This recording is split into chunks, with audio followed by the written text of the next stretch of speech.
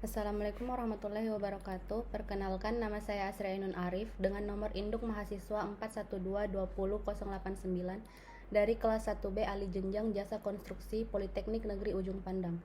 Video ini untuk memenuhi tugas kuliah Ekonomi Teknik. Kali ini saya akan membahas jurnal yang ditulis oleh Sola Vide Krisnanda dari jurusan Teknik Sipil Fakultas Teknik Universitas Atmajaya Yogyakarta yang berjudul Implementasi Life Cycle Cost pada Gedung Bank Mandiri Syariah Yogyakarta, yang membahas tentang perhitungan life cycle cost yang dilakukan pada bangunan Bank Mandiri Syariah Yogyakarta dengan periode siklus hidup 25 tahun.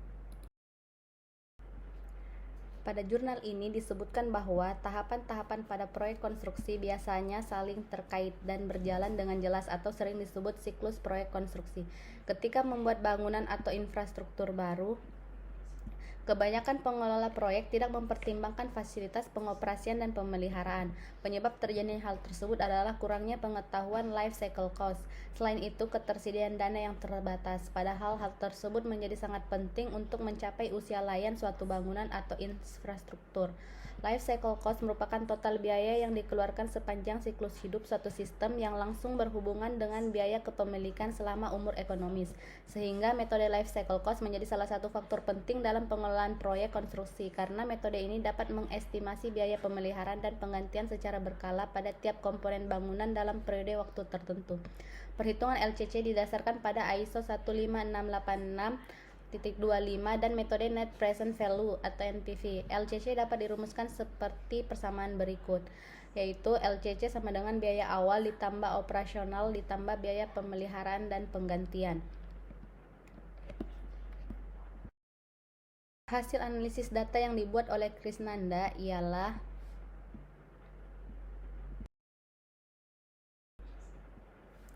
pada biaya awal yang terdiri dari biaya prakonstruksi, biaya konstruksi, dan biaya pengawasan, didapatkan hasil bahwa biaya konstruksi memiliki proporsi paling besar dengan persentase 95% atau Rp509.829.000, diikuti oleh biaya prakonstruksi dan biaya pengawasan dengan persentase masing-masing 4% atau Rp674.502.861 dan 1% atau Rp227.670.897.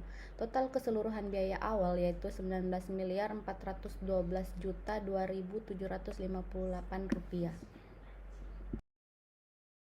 Biaya kedua yang dihitung ialah biaya operasional. Biaya operasional pada pembahasan ini meliputi gaji pegawai, tarif listrik dan air, biaya PBB, dan biaya asuransi. Dalam hasil perhitungan diketahui bahwa gaji pegawai memiliki kontribusi biaya paling signifikan terhadap biaya operasional dengan persentase 91% dengan biaya sebesar Rp14.531.036.835. Selanjutnya diikuti berturut-turut dalam persentase oleh kebutuhan listrik 5,62% atau Rp897.620.125. Kemudian kebutuhan air 2,9% atau Rp462.767.404. Kemudian asuransi 0,41% atau Rp64.484.402, dan pajak bumi bangunan 0,15% atau Rp23.225.580. Total keseluruhan dari biaya operasional adalah Rp15.979.434.345.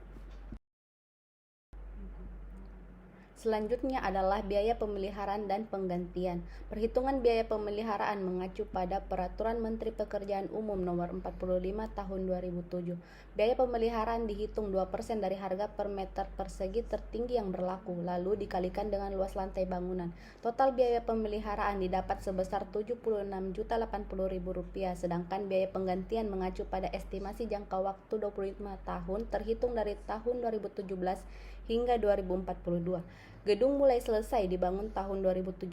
Hasil analisis yang diperoleh dengan mempertimbangkan nilai inflasi 5% per tahun mencapai nilai sebesar Rp5.792.419.911 sehingga total biaya pemeliharaan dan penggantian yaitu Rp5.868.499.911.